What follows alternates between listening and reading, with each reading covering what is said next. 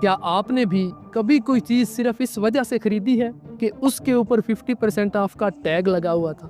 दोस्तों, चंद दिन पहले की बात है, मैं एक शॉपिंग मॉल में चल रहा था और मुझे एक कपड़ों की शॉप नज़र आई जिसके ऊपर बोर्ड लिखा हुआ था फ्लैट 50% डिस्काउंट। मैंने कहा चले विजिट करते हैं। मैं शॉप के अंदर चला जाता हूं और मुझे एक जैकेट पसंद आ जाती है जिसकी कीमत उसके ऊपर लिखी थी 13,000 रुपये, लेकिन 50% डिस्काउंट के बाद वो 6,500 रुपये की बन रही थी। मेरे दिमाग ने फ़ौरन कहा कि 6,500 रुपये की बचत है, ख़रीद लो। और फिर वो जैकेट मैंने ख़रीद ली।